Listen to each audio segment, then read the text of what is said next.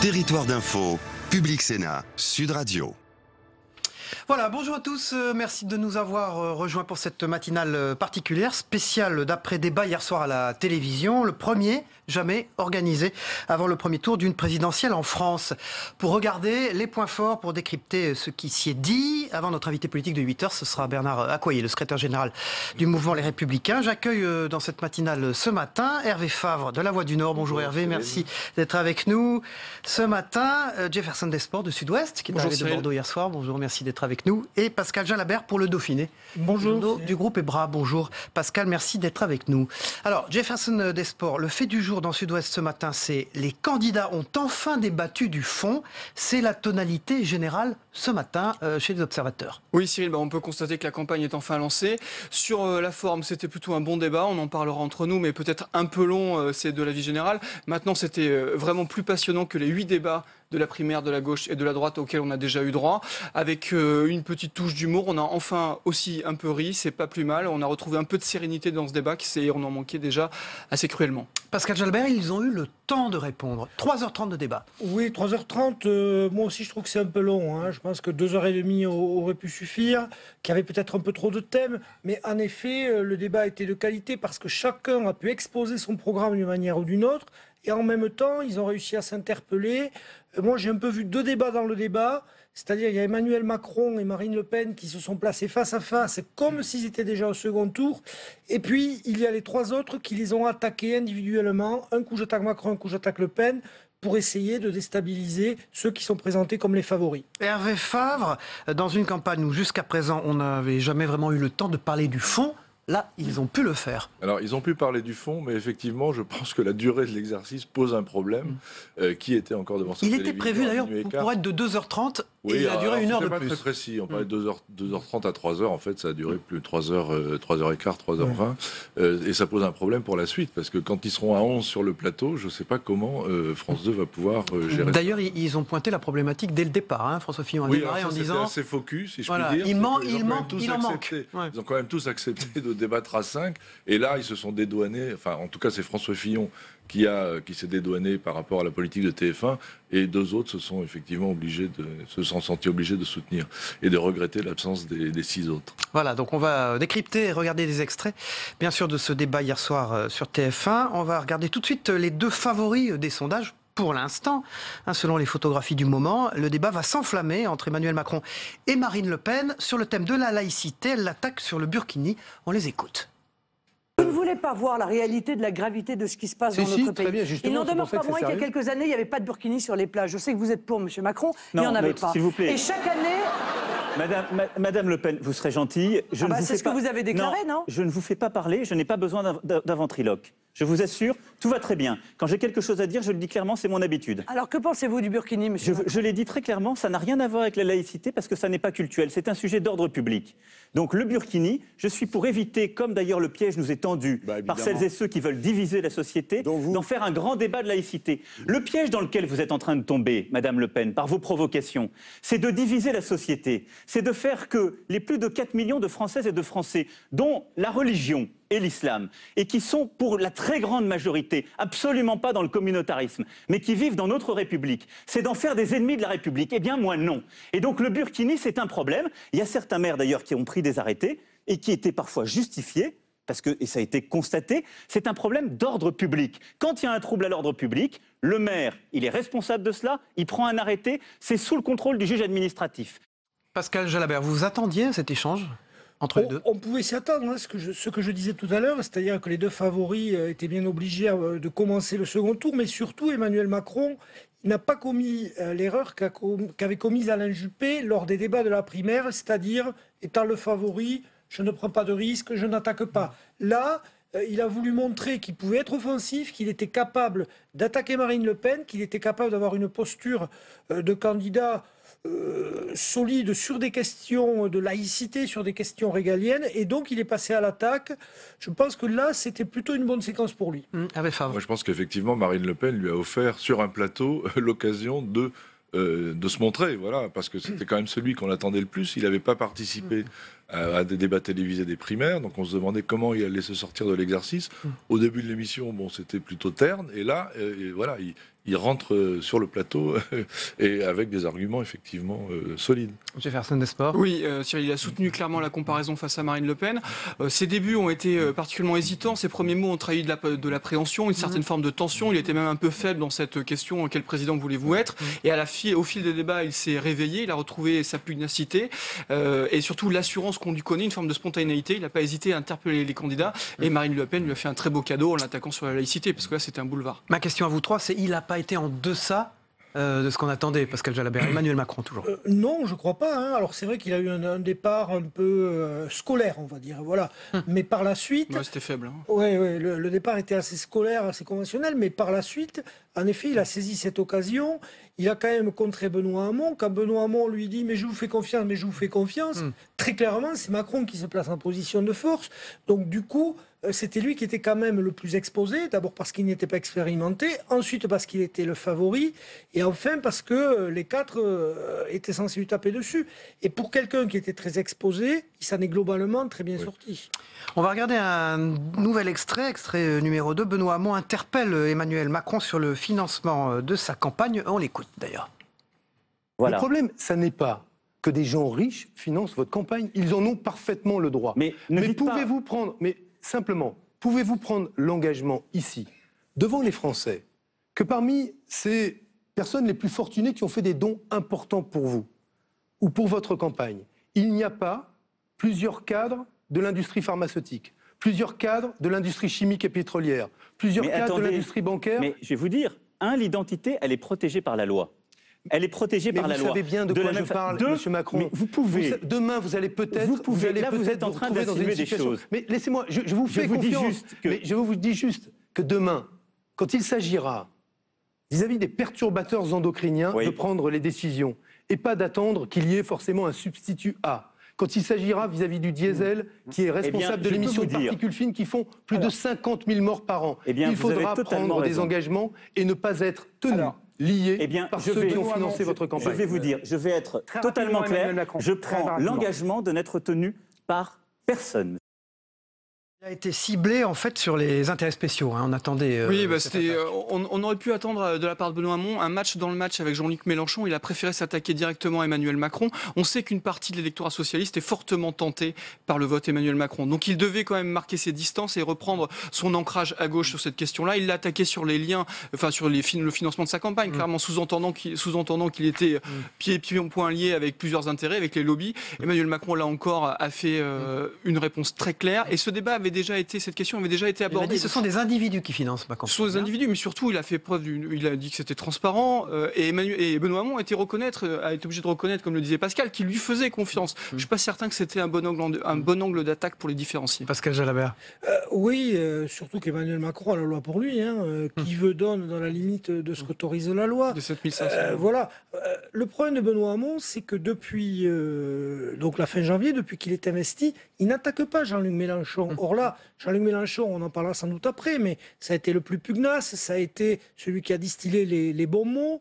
Il a plutôt réussi son débat. Et du coup, personne ne l'a attaqué, parce que Fillon et Le Pen n'ont aucun intérêt à attaquer Mélenchon. Et du coup, Benoît Hamon, il laisse le boulevard sur sa gauche à Jean-Luc Mélenchon. Il a été un peu coincé. Il n'a pas fait dimanche au meeting à Bercy. Non, il ne l'a pas fait dimanche, il ne l'a pas fait au début. Il ne l'a jamais présenté comme le diviseur de la famille de gauche. Il ne l'a jamais présenté comme l'anti-européen. Donc du coup, c'est lui qui se fait attaquer sur son revenu universel par les quatre autres, alors que Mélenchon n'a pas pris de coup dans ce débat. Alors Benoît Hamon hier soir pour vous, le problème de Benoît Hamon, c'est qu'effectivement après la bonne séquence de Bercy, il pouvait effectivement continuer dans cette dynamique. Pour rappeler 20 000 personnes. Avec 20 000 personnes, un vrai succès. Ce week-end. Incontestable, un bon discours d'ailleurs présidentiel, parce qu'on lui reprochait de rester vraiment beaucoup dans le programme.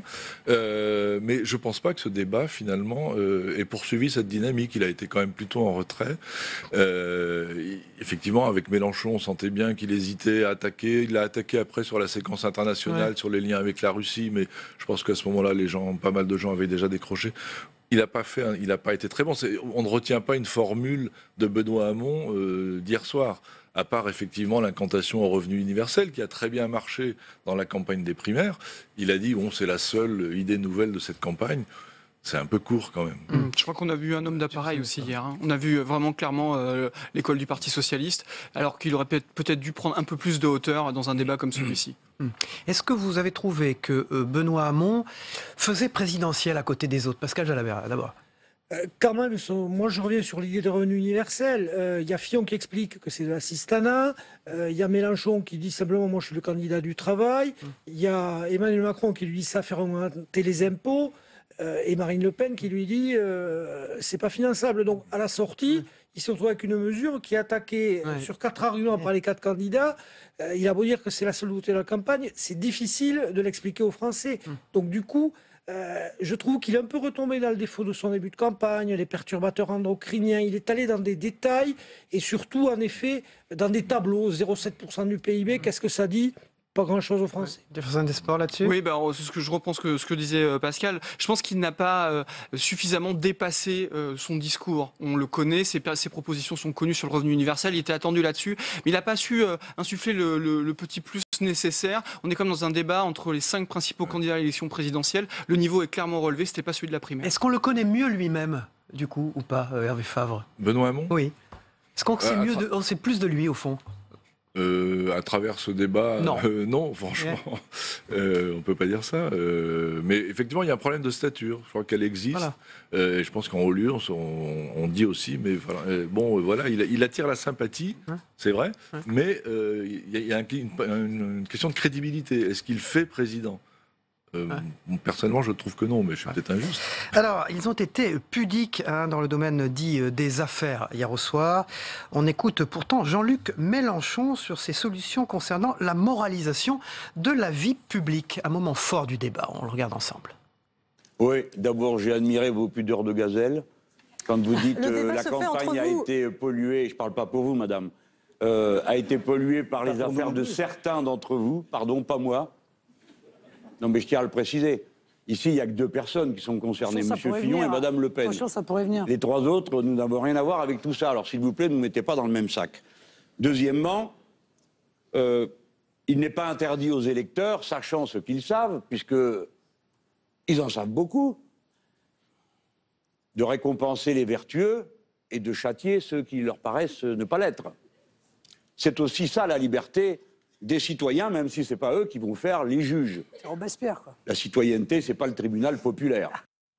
Voilà, extrait du débat où tout le monde a ri un peu quand même là, à ce moment-là. Oui, Jean-Luc Mélenchon, on le disait, a été vraiment bon hier soir. Ses qualités de tribun ont fait la différence. Il a 30 ans d'expérience de vie politique derrière lui, ça compte aussi. Des débats à l'appel, donc il sait précisément où il était hier soir. Et sur les affaires, il l'a dit avec cette expression, vos pudeurs de gazelle. Il a mis les pieds dans le plat, il a clairement ciblé les 2 candidats qui étaient concernés. Il n'a pas voulu, ne me mettez pas dans le même sac, c'est ce qu'il disait au fond. Voilà, donc il a été à la fois offensif, précis. Et les Français trancheront. Et les Français, oui, les Français trancheront. Ouais, donc non, mais on a eu un bon Mélenchon hier soir. Alors que Benoît Hamon a aussi essayé de faire entendre sa voix dans le débat en disant à Fillon, mais en fait, vous avez peut-être un problème aussi d'addition avec les salaires, mais ça s'est passé un peu inaperçu. Alors que la sortie de Mélenchon, il a crevé l'écran sur ce. Pascal Jalabert. Oui, il n'avait pas besoin d'en rajouter. Il a dit juste ce qu'il fallait. Voilà, il suffisait de citer en effet les 2 personnes, l'un mis en examen, l'autre potentiellement. Donc du coup, en effet, sur cette séquence, il est apparu comme celui qui avait les mots justes, corrects, sans en rajouter, parce que le danger avec lui, et c'est pour ça qu'il a réussi également le débat, c'est que le danger avec lui, c'était qu'il se laisse emporter par des outrances, parce qu'il a été là, il est quand même resté dans une posture, je dis les choses avec sérénité, mais je les dis quand même. On a l'impression tout de même qu'il y avait une espèce de accord tacite entre eux de ne pas polluer ce débat qui était un débat de fond par des invectives sur les affaires. Est-ce que vous avez senti ça? Ça a été au fond un court extrait. Oui, absolument. On pouvait penser que François Fillon serait un peu la cible d'attaque sur ce sujet, parce qu'on en a tellement parlé depuis plus d'1 mois. Or, finalement, c'est arrivé quand même au bout d'au moins 1 heure de débat, quoi. Enfin, c'était pas... Vous pensez que c'était une volonté commune de tous, de pas polluer ce débat par ça? Alors, je sais pas, peut-être que Benoît Hamon savait que l'histoire de Bruno Leroux allait sortir dans la soirée ce matin. Donc là, effectivement, ça pose un problème au gouvernement et au PS, parce qu'on a une nouvelle affaire qui pose quand même beaucoup de questions. Il faut rappeler de quoi il s'agit. Bruno Leroux, mis en cause, il aurait fait travailler ses filles lorsqu'il était député, Pascal Jalbert. Je le rappelle. Oui, donc on va expliquer ça à nos auditeurs. Pour près de 50 000 €. Oui, voilà. Donc ce qu'il faut dire aussi, c'est qu'il est convoqué ce matin par Bernard Cazeneuve. Quand on connaît un peu Bernard Cazeneuve, qui là-dessus est assez rigide, voire intransigeant, on risque encore d'avoir un événement de campagne ce matin. On ne peut pas l'exclure. Autour de l'affaire, en tout cas, on ne peut pas l'exclure. Enfin, hier soir, on n'avait pas connaissance de ça, officiellement en tout cas. Oh si, c'était connu, mais bon, je crois qu'en effet... Les candidats ne sont pas allés sur ce terrain. Non, ils ne sont pas allés sur ce terrain pour une bonne raison, c'est que depuis le 25 janvier, il n'y a que ça. C'est ce qui domine l'actualité. Donc aujourd'hui, 98% des Français connaissent l'affaire Fillon, le Penelope Gate. Sur Marine Le Pen, peut-être un peu moins, mais enfin, c'est aussi connu. Donc, ce n'était pas la peine d'en rajouter. Mais vous pensez que si l'affaire avait eu le retentissement qu'elle a ce matin, on a vu les matinales d'infos un peu partout, Bruno Leroux, oui. Est-ce que vous pensez que ça aurait pu arriver dans le débat? Voilà. Est-ce que c'était une manière supplémentaire Non, je ne crois pas, parce qu'ils sont préparés depuis des jours et des jours. Ce n'était pas le lieu, encore une fois. Je pense que les candidats ont admis que tout le monde est au courant des affaires, que tout le monde a son jugement là-dessus, et que là, il faut parler de soi. Dans ce genre de débat, c'est mettre en avant son programme, mettre en avant sa différence par rapport aux autres, et mettre en avant, entre guillemets, sa présidentialité. C'est-à-dire montrer qu'on peut avoir la dimension de la fonction. Il ne faut pas oublier quand même que, et ça, tant Nicolas Sarkozy que François Hollande le disaient, le candidat ne doit pas être candidat quand il est candidat, mais il doit déjà être président. Et ça, c'est un critère important. Comment l'avez-vous trouvé, François Fillon? C'était une séquence, c'était pas forcément un très bon débat pour lui. Il avait été bon, il a dominé ceux de la primaire, mais là, il avait une opposition qui était quand même d'un tout autre niveau. Je pense que le débat a été plus relevé. Il est marqué par les affaires, ça s'est senti. Par moments, on l'a senti éteint, peut-être plus spectateur qu'acteur. On n'a pas retenu vraiment des propositions. Au tout départ, il a eu du mal. On sentait dans son introduction qu'il avait moi, je trouve que la question préliminaire, quel président serez-vous, bon, ça n'aide pas forcément les candidats. Je trouve qu'ils sont mieux quand ils rentrent dans le vif du sujet, dans leurs propositions, quand ils... Vous voulez dire l'exercice lui-même, voilà, face caméra. Exactement, ça je suis pas très convaincu. Par contre, quand ils s'interpellent, qu'ils répondent à leurs arguments, qu'ils contestent, là je trouve qu'ils sont bons. Mais hier soir, il a quand même été plus spectateur qu'acteur. On le sent marqué. Sur le passage des affaires, il était forcément en retrait. Que pouvait-il dire de plus? Les autres candidats ont bien compris que c'était pas le lieu pour faire un tribunal. Maintenant, il a eu... voilà, je pense que le niveau était un peu plus relevé. Il est dans une phase plutôt de retrait. On a retrouvé le ton de sa voix, mais c'était pas aussi percutant que lors des débats de la primaire. On va regarder maintenant un échange sur les deux protagonistes de la droite, avec les deux protagonistes de la droite. François Fillon qui pique Marine Le Pen sur l'un des thème fondamental du Front National, c'est la sortie de l'euro. On l'écoute, c'était assez fort aussi, on y revient dans un instant.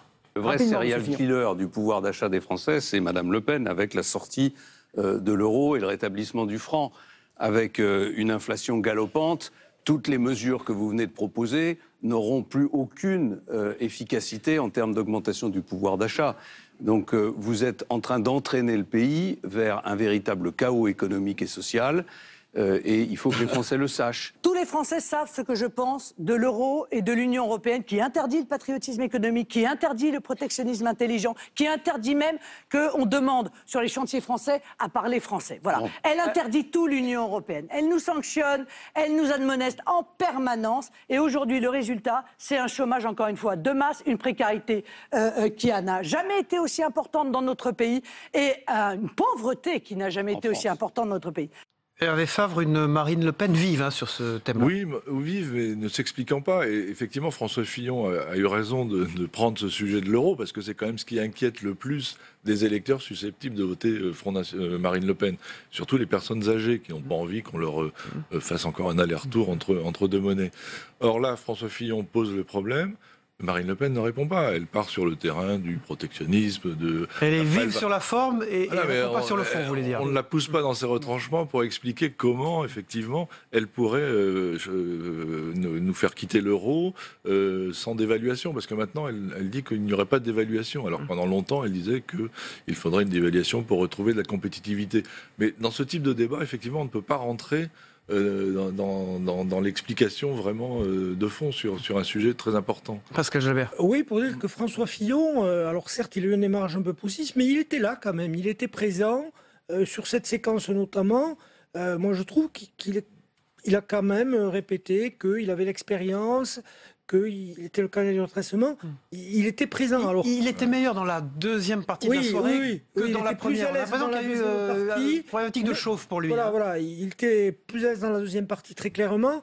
Alors, c'est vrai que c'était... Vous pensez que c'est quoi, une fois les affaires évacuées, vous pensez qu'il y a un déclic psychologique qui a fait que... Non, justement, je pense que tant à lui qu'à Benoît Hamon, les débats de la primaire ne les ont pas forcément servis. On aurait pu penser qu'ils étaient rodés, etc. Sauf qu'à la primaire, vous parlez à votre camp, alors que là, il faut se dépasser. Et en plus, vous connaissez par cœur vos adversaires, vous les tutoyez, vous faites attention à les ménager parce que vous avez quand même besoin d'eux pour le second tour et pour la campagne. Donc, il n'était pas dans le modèle du débat, mais face à Marine Le Pen, je trouve qu'il était là, qu'il était présent, qu'il a parlé en effet à l'électorat âgé sur lequel repose son socle. Ce qui est un peu dommage, c'est que les 4 candidats ne soient pas allés la chercher sur des questions plus techniques à Marine Le Pen. Mais justement, là, il avait l'occasion de la pousser dans ses retranchements. Ils n'ont pas mis la deuxième couche. Pourquoi, selon vous, Jefferson Despots ? Mais Marine Le Pen, pour moi, a été sans surprise. Elle est venue avec ses munitions habituelles sur la sortie de l'euro, sur l'immigration. Donc ça, c'était un discours qui était connu et presque convenu de sa part. Et face à elle, tout le monde a eu beau jeu de mettre en avant le côté irréalisable de ces mesures. Et ces 2 mots à retenir sur François Fillon, c'est réaliste et raisonnable. À chaque fois, il était plutôt bon dans le domaine économique, quand il a notamment repris Benoît Hamon sur le revenu universel, sur les promesses, les 32 heures, etc. Il dit voilà, ce n'est ni réaliste ni raisonnable, c'est l'image qu'il cultive. Alors il prend souvent l'expression de gestion de bon père de famille, bon, passons. Mais en attendant, sur les histoires économiques, il a été plutôt bon, surtout face à Marine Le Pen, qui n'a pas amené d'explication véritablement. Et qui en plus a pris après l'exemple de la Grande-Bretagne en disant tout va bien, c'est formidable, les Anglais ont voté le Brexit et ils s'en portent d'autant mieux. Sauf que les Anglais ne sont pas encore sortis de l'Europe, de l'Union européenne. Ils profitent encore des avantages du marché unique et tout ça ne durera pas. Et là-dessus aussi, j'ai pas trouvé que les candidats étaient très, très offensifs. Non, ils auraient pu quand même lui rappeler qu'il y a quelques sociétés françaises et néerlandaises et allemandes qui rapatrient quand même du personnel, que l'immobilier à Londres commence à baisser. Voilà, tout ça quand même, voilà, je pense que les 4 autres aurait pu aller un peu la chercher sur la technique, mais alors comment vous faites là-dessus ?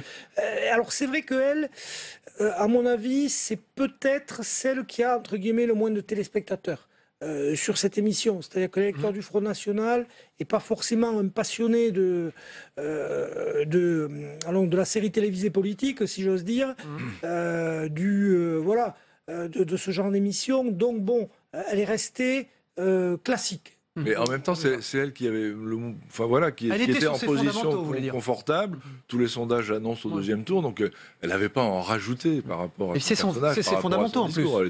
On a vu aussi ses limites par rapport à ça. Si elle en rajoute pas, si elle ne va pas dans le détail, c'est que là aussi, on le sait, le programme n'est pas aussi abouti que les autres candidats. C'est ce qu'on a. Et encore faut-il la pousser dans ses retranchements, ce qu'ils n'ont pas fait. Vous avez fait allusion tout à l'heure, Jefferson Despots, aux 35 heures. On va regarder un extrait sur les 35 heures. Hier soir, un échange entre Emmanuel Macron et François Fillon. Moi, je ne propose pas de supprimer les 35 heures dans la loi. Pourquoi ? Parce que justement, la situation est très différente selon les secteurs d'activité et les tailles d'entreprise.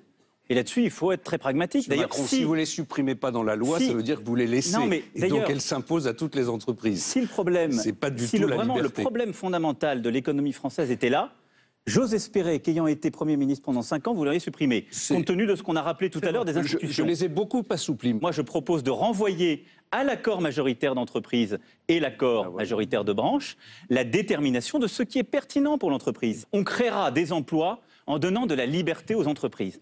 Donc sur le droit du travail, c'est cette philosophie que je veux retenir. Les principes sont définis dans la loi et on renvoie au dialogue social dont on parle tant, mais qu'on utilise si peu, dans l'entreprise et la branche, la réalité de la régulation. Jefferson Dess pour les 35 heures, ce n'est pas le problème fondamental de l'économie française. Non, mais là-dessus, la réponse d'Emmanuel Macron est assez bien vue. Il a rappelé quand même à François Fillon qu'il a été Premier ministre pendant 5 ans, et on est en 2017 dans cette campagne présidentielle, et le sujet des 35 heures est toujours là. Donc la droite ne l'a pas réglé, elle promet de le régler enfin. Emmanuel Macron, là-dessus, a une position où on a vu qu'il continuait d'envoyer des gages à la fois à droite et à la fois à gauche. Il veut protéger et libérer. On appelle ça la flex sécurité. Donc voilà, toute son émission, il a tracé un chemin au centre, sans jamais... il reste sur son positionnement politique, mais oui, il est quand même dans la continuité de la loi El Khomri et de ce qu'a fait le quinquennat Hollande. Hein. Donc de ce côté-là, il ne se déjuge pas. Et c'est vrai qu'il a eu beau jeu de dire à François Fillon, mais attendez, qu'avez-vous fait pendant 5 ans, puisque vous tapez sur les 35 heures, mais vous n'y avez pas touché. Alors que vous avez été pendant 5 ans au gouvernement, c'est vrai que les 35 heures, c'est 98. Hein, donc il y avait quand même... il y a eu quelques fenêtres de tir. Voilà, il y a eu quelques fenêtres de tir depuis. Donc voilà. Et je crois que là-dessus, il est très à l'aise sur ces questions-là, Emmanuel Macron. Moi, je m'attendais à ce que les candidats aillent le chercher un peu plus sur le régalien. Sur l'international, alors c'est vrai que ça a été un peu raboté. Vous voulez dire des thèmes sur lesquels il aurait été moins bon, forcément, parce que étant perçu comme ayant moins d'expérience. Et il n'a ni expérience ni bilan. Là, ce qu'il dit, je donne le côté pratique aux entreprises, aux branches. C'est ce qui s'applique dans la loi El Khomri, tout simplement. Hervé Favre. C'est vrai que son positionnement, ni droite ni gauche, et de droite et de gauche, bon, ça se sentait pendant le débat, parce qu'il avait un peu tendance à dire oui, je suis d'accord avec vous, tantôt à l'un, tantôt à l'autre. Il est quand même capable d'avoir des points communs avec François Fillon et Jean-Luc Mélenchon. Et donc, effectivement, ça a permis à François Fillon de dire oui, voilà, vous êtes un peu de gauche, un peu de droite. Bon, c'est vrai que c'est un positionnement. Oui, mais au fond, c'est ce qui fait son positionnement original. Pour l'instant, lui a réussi. Oui, donc voilà, il n'a pas de raison d'en changer. Oui, oui, alors surtout, on le dit depuis le début, mais il a une chance énorme, c'est qu'il a un candidat qui, d'un côté, Benoît Hamon s'est positionné très à gauche, quasi sur le créneau de Jean-Luc Mélenchon, et de l'autre, François Fillon, qui est entouré des militants de sens commun, la branche politique du mariage pour tous, s'est positionné très à droite. Donc du coup, c'est la première fois sur une élection en France que, entre guillemets, le centre s'élargit autant. Donc du coup, Emmanuel Macron, il n'a pas renié ça. Je crois qu'il a assumé ce positionnement de bout en bout.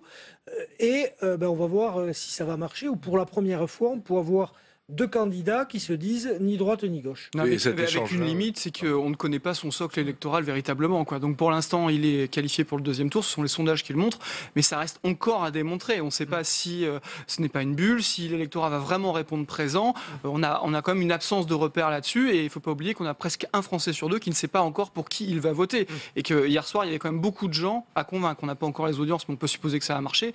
En tout cas, tous les candidats avaient quand même des gens à convaincre hier soir. Cet échange-là sur les 35 heures, c'est un peu le seul échange un peu conflictuel entre Fillon et Macron, parce que Emmanuel Macron m'a semblé quand même vouloir ménager aussi l'électorat de droite. Sur la sécurité, là, je voudrais y revenir un instant. Marine Le Pen, vous l'avez trouvé comment, Pascal Jalabert ? Sur la sécurité, elle a eu un échange un peu vif avec Benoît Hamon, oui, on va écouter l'extrait. Qui lui a dit vous faites une obsession de la sécurité. On va l'écouter puis on en parle. On regarde cet extrait d'échange sur la sécurité entre Marine Le Pen et Benoît Hamon. La situation d'explosion de l'insécurité, Monsieur Macron, d'explosion de l'insécurité, de la violence, des cambriolages, dans l'intégralité du territoire, y compris dans les villages les plus reculés, est quelque chose de dramatique, et on paye la conséquence d'années et d'années de laxisme dans ce domaine. En matière de mineurs, eh bien, ça n'est qu'une, en réalité, des facettes de l'explosion de cette insécurité. Et moi, je l'assume, je suis pour la suppression des aides sociales aux parents de mineurs récidivistes. Je me disais que vous soyez une droguée aux pages faits divers, c'est une chose, mais vous êtes candidate à la présidence de la République. Et je trouve que ça n'est pas très sérieux ce que vous... Ça oblige à ouvrir les yeux, monsieur Hamon. Ça n'est pas sérieux parce qu'aujourd'hui, nous sommes confrontés à une réalité de la violence et de l'insécurité qui mérite de regarder ce qui marche et ce qui ne marche pas. Ce qui ne marche pas aujourd'hui, c'est de voir que quand on met en détention un certain nombre de personnes, notamment de jeunes qui ont commis des crimes ou des délits, parfois, pour les courtes peines en tout cas, la détention les rend plus dangereux à la sortie de la prison qu'ils ne l'étaient avant. Pascal Chabert, classique, mais pas de surprise. Pas de surprise, je crois que c'est sur ce thème-là, chacun s'est adressé à ses électeurs avec une Marine Le Pen offensive, mais Sans surprise. Et vous pensez qu'elle n'a pas marqué de point du tout là-dessus, du coup? Non, parce qu'elle n'a pas surpris. Donc, voilà, enfin, elle a pu redire son discours, quoi. Donc, du coup, ça porte, parce qu'elle le dit. Mais, je veux dire, on ne pouvait rien attendre d'autre que ça, quoi. En même temps, sur ce thème-là, elle est quand même servie par l'actualité, parce qu'il faudrait qu'on a quand même eu une série de faits. Donc, on a vu le Dauphiné derrière vous, hein. Président. Président, on verra lequel. On a eu quand même eu deux visions de la sécurité complètement différentes, avec un Benoît Hamon qui veut remettre de la police de proximité, qui récupère ce discours à gauche, et une Marine Le Pen qui veut renforcer les moyens, qui a un discours très sécuritaire, mais totalement convenu, sans surprise. Ce débat a enfin lancé la campagne C'est Sud-Ouest, c'est vous. Tout à fait. Et Hervé Favre, sur cet échange sur la sécurité. Oui, Marine Le Pen sur son terrain, sans surprise, et effectivement deux visions, une vision de gauche qui a tendance à minimiser effectivement tout ce qui se passe, et elle qui va au contraire mettre l'accent, mettre le fer dans la plaie. Voilà, et dans La Voix du Nord, privé de télévision, mais pas de vidéo.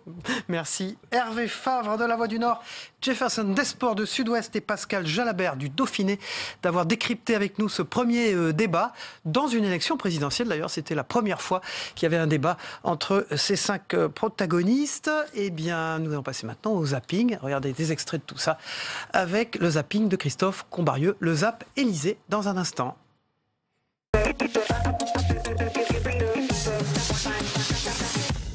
Bonsoir à vous. Bonsoir. Prenez place et bienvenue dans ce grand débat de la présidentielle 2017.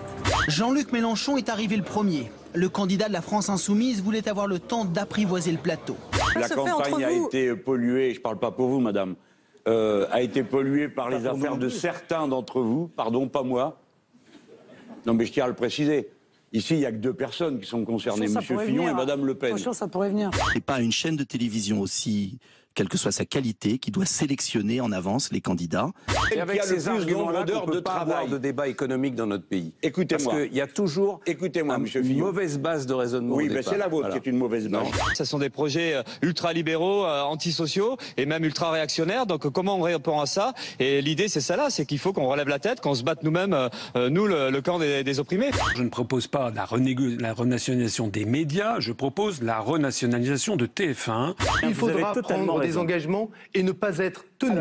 Liés par ceux qui ont financé votre campagne. Je vais vous dire, je vais être totalement clair. Je prends l'engagement de n'être tenu par personne, monsieur Hamon. Emmanuel Macron est le candidat qui détruit les corps intermédiaires et qui rend la France dépendante de la finance internationale. C'est un débat à 5. Merci. Pardonnez-moi. Oui, mais il faut bien qu'il y ait un débat au PS. Oui. À partir du moment où on accepte qu'il y a des candidats et des sous-candidats, on accepte aussi qu'il y a des citoyens et des sous-citoyens, donc par conséquent des électeurs et des sous-électeurs. Je les ai beaucoup assouplis, monsieur Macron, beaucoup assouplis, avec beaucoup de résistance. Les entreprises françaises, je crois, l'ont pas vraiment ressenti. Si, parce qu'il y en a beaucoup qui sont... Mais on n'est pas allé assez loin, c'est vrai, vous avez raison. Le principal adversaire, effectivement, des travailleurs, c'est cette classe capitaliste, c'est cette bourgeoisie qui domine. Et elle a effectivement une palette de partis à son service. Il y a quelques années, il n'y avait pas de burkini sur les plages. Je sais que vous êtes pour, M. Macron, mais il n'y en avait pas. S'il vous plaît. Et chaque année... Madame Le Pen, vous serez gentille. C'est ce que vous avez déclaré, non? Je ne vous fais pas parler, je n'ai pas besoin d'un ventriloque. Si je suis venu faire une séance de psychanalyse, vous me dites... C'est très artificiel de ne pas citer Emmanuel Macron. On se demande pourquoi vous ne le citez pas tranquillement. Voilà, mais et pourquoi je devrais dire son nom? Pourquoi? Pour faire... On note que vous n'y arrivez pas. Voilà. On est formé dans les grandes écoles de la République pour devenir fonctionnaire. On devient fonctionnaire et puis on devient banquier, puis on redevient politique. Je crois que c'est encore pour moi. Non, mais... Le risque, c'est qu'un certain nombre de gens se disent, y compris de gauche, il faut voter utile, il faut faire rempart, il faut voter par défaut. Et à ce moment-là, ils regarderont les sondages, ils verront celui qui est le plus à même de le faire. Donc voilà. Emmanuel Macron à ce stade. Je ne vous laisserai pas diffamer. Il y a une justice indépendante. Si ce que vous dites est grave et est réel, alors la justice exercera son office.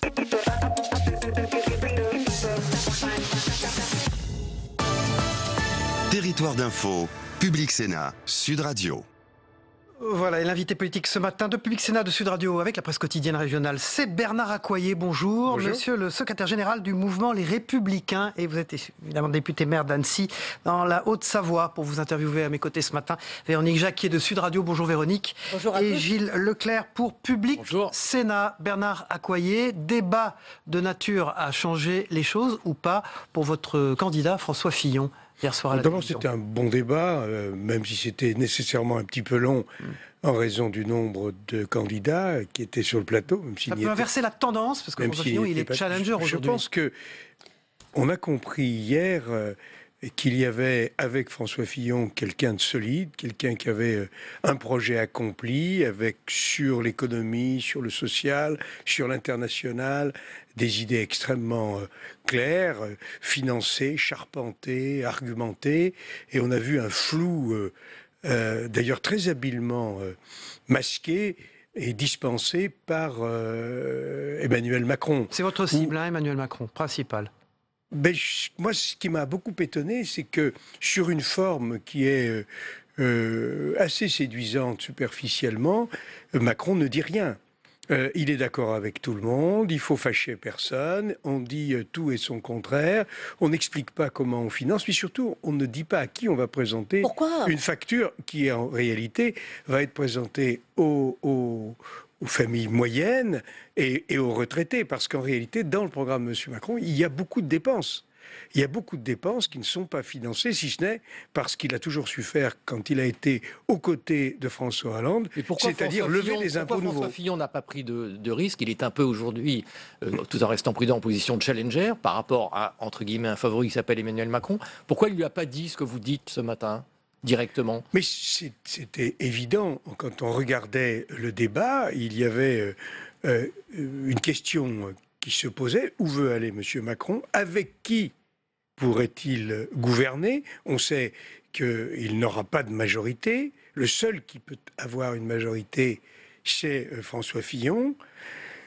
Comment financer tout ce qu'il annonce sans aucun effort, aucune réforme qui pourrait faire rendre mécontent quelqu'un? C'est vraiment un tempérament complètement flou. Je fais plaisir à tout le monde, je fais de la peine à personne, tout va bien, mais il faudra payer. Sur le plan tactique, on avait quand même l'impression que c'est Emmanuel Macron qui prenait la main. Pourquoi François Fillon n'a pas été plus offensif, surtout dans la première partie où on avait vraiment le sentiment qu'il était sur la défensive? Parce qu'il a expliqué, c'est pas son tempérament de faire une bataille de chiffonnier, de conduire une bataille de chiffonnier. Il s'adressait aux Français et il a expliqué quel était le diagnostic qu'il portait sur la France, quelles étaient les réformes qu'il pensait indispensables, dont certaines touchent en particulier à l'organisation du travail, à la fiscalité. Est-ce qu'il n'était pas un petit peu en retrait aussi quand même, parce qu'il était attendu sur le terrain des affaires et qu'il a embrayé quand il a vu qu'il n'était pas attaqué? On a vu un homme soulagé quand même. Ça vous a surpris d'ailleurs qu'il ait pu être un peu épargné, encore une fois entre guillemets, sur ce qu'on appelle les affaires? Non mais enfin, écoutez, on ne parle que de ce que vous appelez les affaires depuis le début de la campagne. Qu'on parle enfin du fond, ça vous surprend? Moi je dis enfin, heureusement qu'on parle du fond. Donc coup de chapeau à tous les autres qui n'ont pas parlé de ça. Mais c'est simplement que quand on est un élu politique et qu'on a à réfléchir à ce qui va se passer dans quelques semaines, dans quelques mois et dans quelques années, on parle du fond. Et c'est ce qu'attendent les Français. Alors on a vu hier soir François Fillon, effectivement, qui s'accrochait au fond, qui s'accrochait à son projet. Est-ce que ça suffira? Je pense que oui, je pense que les Français sont parfaitement lucides sur l'état du monde, de l'Europe, de la France, et ils voient bien qu'il y a parmi les candidats qui étaient hier sur le plateau, un homme d'État, un homme d'expérience, un homme solide, qui a travaillé déjà sur ces questions et qui surtout a beaucoup réfléchi pendant plus de 3 ans avec des experts, avec des milliers et des milliers de nos compatriotes pour produire le programme très abouti qui est le sien. J'ai trouvé que c'est ce qu'il a bien exprimé. C'est un programme qui demande, vous l'avez dit hier tout à l'heure, presque des sacrifices. C'est-à-dire que non, n'exagérons rien. C'est pas un programme qui fait vraiment rêver. On a eu entendu hier soir beaucoup de distributions de cadeaux, etc. Il y a 5 ans, M. Hollande dire qu'il allait faire rêver. On a vu ce à quoi a conduit l'annonce de ses rêves par M. Hollande. 50 milliards de prélèvements supplémentaires, 6 millions de chômeurs aujourd'hui, 1 million de plus avec M. Hollande. C'est un échec terrible au plan économique, social et en tout domaine. Et M. Macron avait évidemment participé à l'élaboration du programme, a participé à sa mise en œuvre quand il était aux côtés de Hollande à l'Élysée et en tant que ministre. Évidemment, Bernard Accoyer, tous les candidats ont été timides quand même hier soir sur le chapitre de la moralisation de la vie politique. Or, ce matin, on apprend que Bruno Le Roux, le ministre de l'Intérieur, a embauché ses 2 filles en CDD comme assistantes parlementaires. Vous avez été président de l'Assemblée nationale. Qu'est-ce qu'il faut faire, franchement, pour que ça n'arrive pas? Et est-ce que le ministre devrait démissionner? J'ai toujours pensé... Il est convoqué par Bernard Cazeneuve ce matin. Oui, et je pense qu'il aura le même traitement que... d'autres... Bruno Le Roux dit qu'il s'agissait de stages de vacances, pour être précis. En tout cas, ça répond. Ça, il faudrait avoir des précisions. Bon. Mais quand vous étiez président de l'Assemblée nationale, vous aviez vent de ces pratiques qui choquent les Français, même si ce n'est pas illégal. D'abord, j'ai fait beaucoup de choses quand j'ai présidé l'Assemblée pour... avancer dans le domaine de la transparence, sur en particulier l'influence des représentants de groupes d'intérêt, ce qu'on appelle les lobbies. J'ai mis en place un code de déontologie pour les parlementaires, un déontologue qui d'ailleurs existe toujours, et mon successeur, Claude Barthelone, a continué sur la même voie. Il faut aller certainement plus loin. S'agissant de l'emploi de membres de sa famille, je n'ai jamais procédé ainsi pour ce qui me concerne, et je pense qu'aujourd'hui, on va être conduit, les bureaux de l'Assemblée futur sera conduit à aller plus loin, et cette pratique me paraît poser plus de questions, plus de problèmes que davantage. Même si, je veux le dire aujourd'hui, d'abord, le nombre de parlementaires qui... ont pour collaborateurs des membres de leur famille n'est pas aussi important qu'on veut bien le dire. Un tiers des parlementaires. Que les parlementaires travaillent énormément et que pour beaucoup d'entre eux, l'entrée dans la vie politique, c'est véritablement quelque chose qui vous dévore. Et par conséquent, pour beaucoup d'entre eux, ce cheminement se fait avec l'aide de sa famille. Parfois, lorsque c'est pas le cas, la famille le paye très cher. Bruno Le Roux emploie l'une de ses filles alors qu'elle est mineure, ce qui n'est pas forcément bienvenu. Et la deuxième fille est employée en stage, alors que par ailleurs, dans le même temps, aux mêmes dates, elle fait un autre stage. Bon. Attendons les précisions. On a vu qu'avec François Fillon, on instruisait... Est-ce que c'est quand même de nature à créer une crise gouvernementale à charge contre le parlementaire. Là, je demande la même chose, comme je demande la même chose pour le traitement qui devra suivre. Répondez à cette question. Est-ce que c'est de nature à créer une crise gouvernementale? Est-ce que Bruno Le Roux devrait mettre sa démission sur la table? J'ai vu que Monsieur le Premier ministre le recevait aujourd'hui. C'est à eux d'en parler et de décider. S'il y a des faits qui le justifient, la réponse est oui. Mais encore une fois, n'instruisons pas et ne tranchons pas le problème avant même qu'il ait été... Certains membres de l'opposition disent ce matin qu'il faut saisir le parquet national financier. Je remarque que vous ne le dites pas ce matin. C'est le cas d'Hervé Morin, d'ailleurs. Je vais dire 2 choses. Je vais dire que il faut... D'abord qu'il y ait le même traitement pour tout le monde, et que si les éléments sont avérés, s'ils posent un problème d'authenticité des missions, il faut qu'il y ait des investigations qui aillent plus loin. Et si le parquet national financier s'en émeut, ça me paraît être le même traitement que pour d'autres, et en particulier pour François Fillon. L'invité politique ce matin de Public Sénat de Sud Radio, c'est Bernard Accoyer, le secrétaire général du mouvement Les Républicains. Justement, Bernard Accoyer, sur votre rôle dans la période où François Fillon a été fragilisé au moment du rassemblement au Trocadéro. Avez-vous douté, à un moment donné, de sa capacité à poursuivre sa campagne? Ça s'est beaucoup dit. Et étiez-vous favorable à un plan B? On avait parlé d'Alain Juppé à l'époque. François Fillon lui-même a rencontré tous ceux, savez que vous avez eu ces critiques-là. Tous ceux qui l'ont accompagné depuis le début. J'ai été... à ses côtés depuis le début. J'ai eu à plusieurs reprises des entretiens avec François Fillon, mais les entretiens que j'ai avec ceux qui me sont proches restent du domaine personnel. Mais à ce moment-là de la campagne, qui était crucial. Et ce point le point qui me paraît très important, c'est que le seul, et ça je l'ai toujours répété, qui pouvait et peut et doit prendre quelques décisions que ce soit sur cette campagne, dès lors qu'il a la légitimité d'une primaire qui est extrêmement puissante. Mais sur le plan personnel, c'était le cas à ce moment-là, au moment du François Fillon a toujours maintenu le cap. Il a tenu malgré les difficultés, il a tenu malgré un acharnement médiatique comme Mais Bernard Accoyer.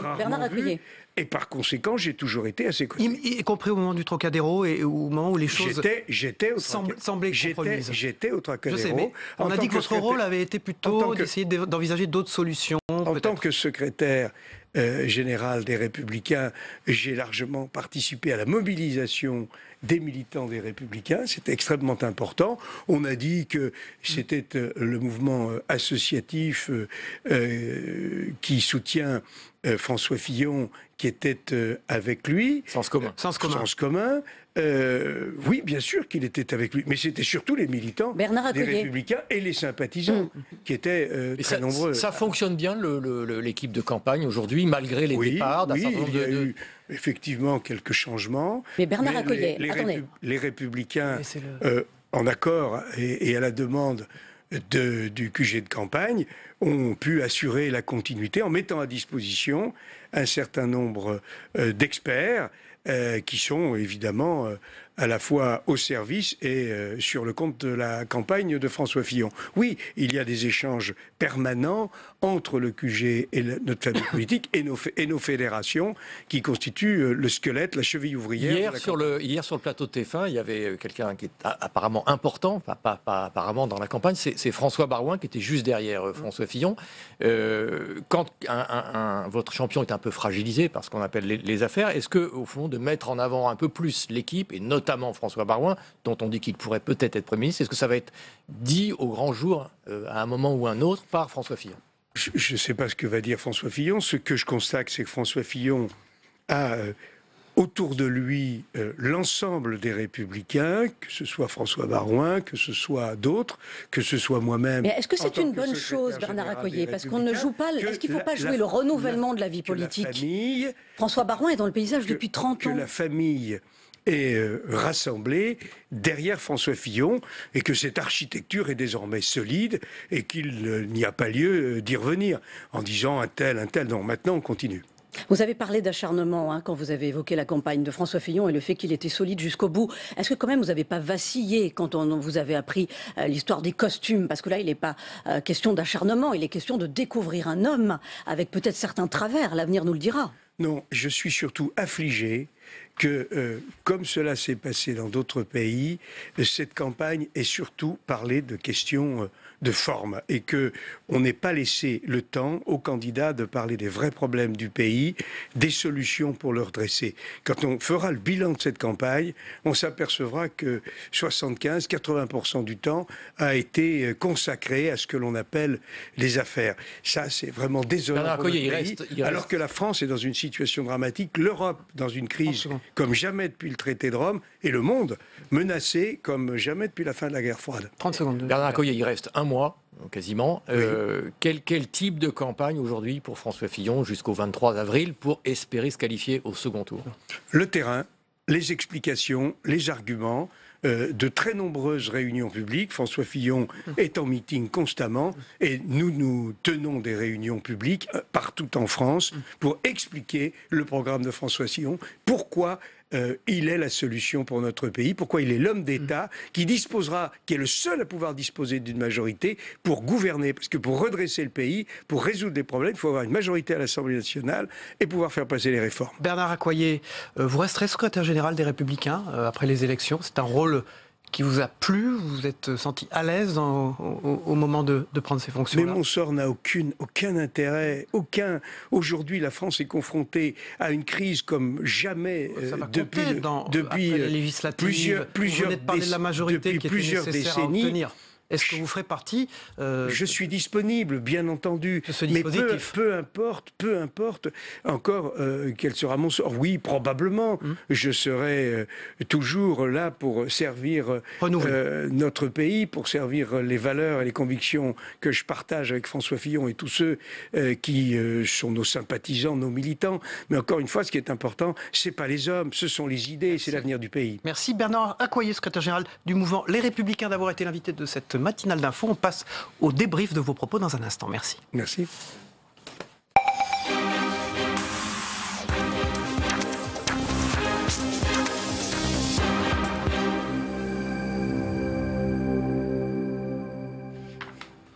Voilà, Bernard Accoyer, le secrétaire général du mouvement Les Républicains, quitte ce plateau et font leur entrée. Denis Jeanbard de Nice Matin. Bonjour Denis. Bonjour Cyril, bonjour Yves, bonjour à tous. Bonjour Denis, bonjour Cyril. Bonjour Yves Tréhard, directeur adjoint de la rédaction du Figaro. Yves Tréhard, débat de nature à changer les choses ou pas pour François Fillon hier soir à la télévision. Pour vous, le débat d'idées s'étant enfin imposé dans la campagne, la politique en est sortie grandie, vous écrivez dans le Figaro. Oui, c'est vrai que la politique en est sortie grandie. On peut considérer qu'on a tourné une page qui a été pendant 2 mois celle des affaires, où on a... Enfin, ils étaient inaudibles, les candidats. On ne parlait que de ça. Ils étaient obligés de se défendre, principalement François Fillon, mais aussi Marine Le Pen. Donc là, on est rentré dans le vif du sujet. J'ai trouvé qu'il y avait une certaine hauteur de vue. Chacun a pu dérouler son projet. Et ce qui était intéressant, c'est que ce n'était pas des monologues longs et ennuyeux. Il y a eu des échanges, parfois avec un peu d'humour ou beaucoup d'agressivité. Mais on peut dire que... Enfin, plus personne aujourd'hui ne peut dire que le débat d'idées n'existe pas. C'est faux. Et sur François Fillon, puisqu'on venait d'avoir Bernard Accoyer là. François Fillon, tout le monde l'a constaté. Il a fait un début de débat plutôt assez poussif, comme si il redoutait les coups et les attaques sur les affaires qui le concernent. Et puis après, évidemment, il a déroulé de façon beaucoup plus ferme et de façon assez brillante son programme économique, qu'on soit d'accord ou pas avec lui. Là, c'est là où il a été le plus à son aise. Denis Jeanbard. Moi, je crois qu'il faut faire attention à ne pas juger ce débat, qui était nouveau, inédit, comme un débat de second tour, c'est-à-dire il y a un vainqueur, etc. Je crois qu'il faut savoir essayer de comprendre quels étaient les objectifs de chacun des candidats.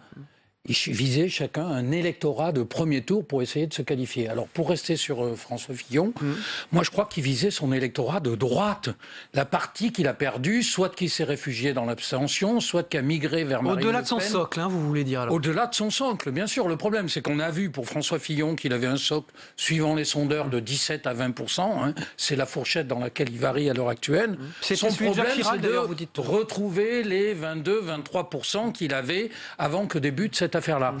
Et moi, je pense qu'il a fait ce travail-là. D'où son attitude, d'ailleurs, assez réservée, modeste. Qu'aurait-on dit s'il était rentré pétaradant? On aurait dit, mais il a tiré aucune leçon, regardez, il arrive de nouveau en donneur de leçons, comme il l'avait été auparavant. Donc je crois qu'il a pris une attitude assez en retrait, mais avec un objectif précis, comme chacun des candidats. Prenons Emmanuel Macron. Emmanuel Macron, il a un problème à gérer, c'est que lui, il s'adresse à tout le monde, puisqu'il essaie de récupérer des candidats partout. Donc il a tenu un discours beaucoup plus large. Chacun avait un objectif politique défini, en songeant qu'il ne se battait pas pour le second tour, mais pour le premier. Yves Tréhard. Oui, non, je suis tout à fait d'accord avec ça. C'était pour eux essentiel qu'ils je dirais, situe dans le débat public. Et là, on a vu qu'il y avait des différences programmatiques entre eux. C'est très clair, avec, on va dire, 2 candidats de gauche très affirmés, une personne qui n'a fait que parler de protectionnisme sur tous les sujets. C'était la France aux Français, on se protège. Marine Le Pen, évidemment. C'est fondamental à elle. Discours de la peur, d'ailleurs, comment se protéger? Voilà, discours de la peur, comment se protéger. Et puis, Fillon, un discours, on va dire, plutôt libéral, et assez conservateur sur les sujets de société. Celui qui est le plus difficile à définir, en fait, et c'est celui qui était au centre, d'ailleurs, du plateau, c'était Emmanuel Macron. Parce que c'est vrai, quand on dit qu'il est le candidat un peu attrape-tout, il l'est. On ne peut pas dire, quand même, qu'il soit sur la ligne Hamon-Mélenchon, pas du tout, sur quasiment rien, sauf peut-être sur les problèmes de laïcité. D'ailleurs, sur les problèmes de laïcité, j'ai trouvé que tout le monde était assez consensuel là-dessus. Il n'y a pas eu il y a eu un consensus, il n'y a pas eu de vraie différence. Sauf peut-être avec Mme Le Pen, avec Mme Le Pen. Mais il me semble plus à droite qu'à gauche, quand même, Emmanuel Macron. Moi, je suis d'accord avec ce que dit Yves. Plus à droite qu'à gauche. Mais oui, parce que vous avez eu quand même deux camps qui se sont dessinés sur le terrain économique. Les candidats de la politique dite de l'offre, et là c'est clairement Macron-Fillon, et les candidats dits de la politique de la demande, de la politique dite de la demande, c'est-à-dire Mélenchon, Hamon et Marine Le Pen. Ouais, ils se retrouvent là-dessus. Oui. Et donc ça, attendez, c'est une vraie fracture qui rejoint d'ailleurs une autre fracture des candidats clairement pro-européens, Macron plus que Fillon, mais Fillon... Je le regardais, il acquiesçait quand Macron parlait de l'Europe, et puis les candidats qui sont plus en réserve, hostiles à l'Europe, Marine Le Pen, réservés avec beaucoup de questions. Mais la vraie question, 3h30 de débat, est-ce que cette nature a donc changé un peu les choses? Mais on va au débat à 11 maintenant, avec les mêmes prédispositions. Vous ne pouvez pas raisonner comme si c'était un qui tout double de second tour. Ouais. C'est à la marge que ça se joue, et ils cherchent à reconquérir chacun ou à ne perdre un ou deux points. Comme on dit que la campagne a été assez inaudible depuis le début, enfin depuis le mois de janvier, ça a pu servir aux gens soit à confirmer, soit à découvrir, sur deux plans. Sur le plan programmatique, avec la solidité des idées et la cohérence des idées développées. Et puis je pense que ce que les gens regardent et retiennent principalement, c'est le caractère de chacun.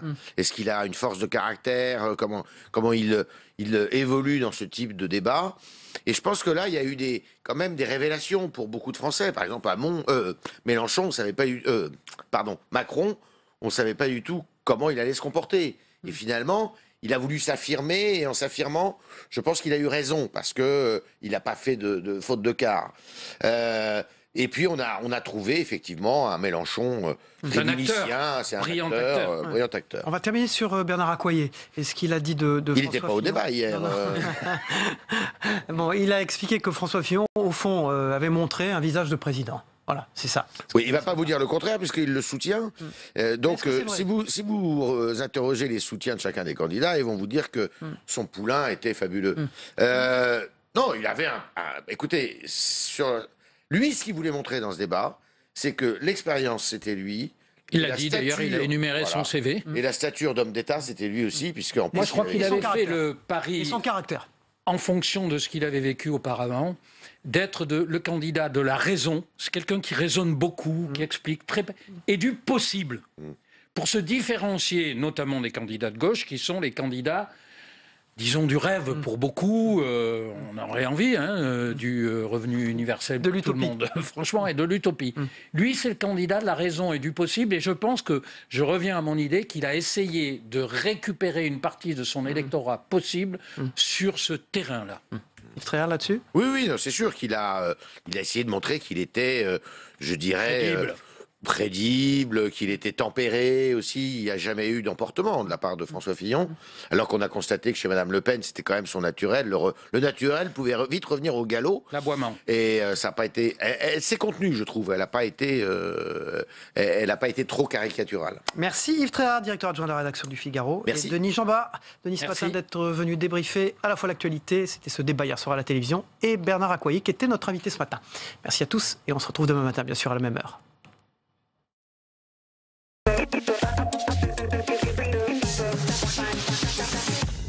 Bonsoir à vous. Bonsoir. Prenez place et bienvenue dans ce grand débat de la présidentielle 2017. Jean-Luc Mélenchon est arrivé le premier. Le candidat de la France insoumise voulait avoir le temps d'apprivoiser le plateau.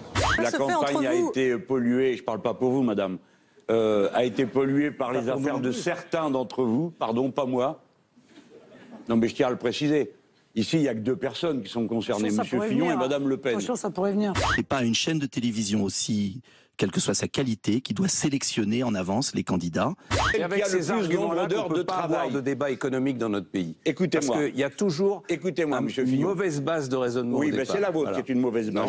Ce sont des projets ultra-libéraux, antisociaux et même ultra-réactionnaires. Donc comment on répond à ça? Et l'idée, c'est ça là, c'est qu'il faut qu'on relève la tête, qu'on se batte nous-mêmes, nous, le camp des opprimés. Je ne propose pas la renationalisation des médias, je propose la renationalisation de TF1. Il faudra prendre des engagements et ne pas être tenu. Liés par ceux qui ont financé votre campagne. Je vais vous dire, je vais être totalement clair. Je prends l'engagement de n'être tenu par personne, monsieur Hamon. Emmanuel Macron est le candidat qui détruit les corps intermédiaires et qui rend la France dépendante de la finance internationale. C'est un débat à 5. Merci. Pardonnez-moi. Oui, mais il faut bien qu'il y ait un débat au PS. Oui. À partir du moment où on accepte qu'il y a des candidats et des sous-candidats, on accepte aussi qu'il y a des citoyens et des sous-citoyens, donc par conséquent des électeurs et des sous-électeurs. Je les ai beaucoup assouplis, M. Macron, beaucoup assouplis avec beaucoup de résistance, je crois, l'ont pas vraiment ressenti. Si, parce qu'il y en a beaucoup qui sont... Mais on n'est pas allé assez loin, c'est vrai, vous avez raison. Le principal adversaire, effectivement, des travailleurs, c'est cette classe capitaliste, c'est cette bourgeoisie qui domine. Et elle a effectivement une palette de partis à son service. Il y a quelques années, il n'y avait pas de burkini sur les plages. Je sais que vous êtes pour, M. Macron, mais il n'y en avait pas. S'il vous plaît. Et chaque année... Madame Le Pen, vous serez gentille. C'est ce que vous avez déclaré, non? Je ne vous fais pas parler, je n'ai pas besoin d'un ventriloque. Si je suis venu faire une séance de psychanalyse, vous me dites... C'est très artificiel de ne pas citer Emmanuel Macron. On se demande pourquoi vous ne le citez pas tranquillement. Voilà, et pourquoi je devrais dire son nom? Pourquoi? Pour faire... On note que vous n'y arrivez pas. Voilà. On est formé dans les grandes écoles de la République pour devenir fonctionnaire. On devient fonctionnaire et puis on devient banquier, puis on redevient politique. Je crois que c'est encore pour moi. Non, mais... Le risque, c'est qu'un certain nombre de gens se disent, y compris de gauche, il faut voter utile, il faut faire rempart, il faut voter par défaut. Et à ce moment-là, ils regarderont les sondages, ils verront celui qui est le plus à même de le faire. Donc voilà. Emmanuel Macron à ce stade. Je ne vous laisserai pas diffamer. Il y a une justice indépendante. Si ce que vous dites est grave et est réel, alors la justice exercera son office. Voilà, on termine comme toujours par le zapping de Christophe Combarieux. Merci à tous. On se retrouve demain matin pour une nouvelle matinale d'infos de Territoire d'Info. Bonne journée. Avec nous.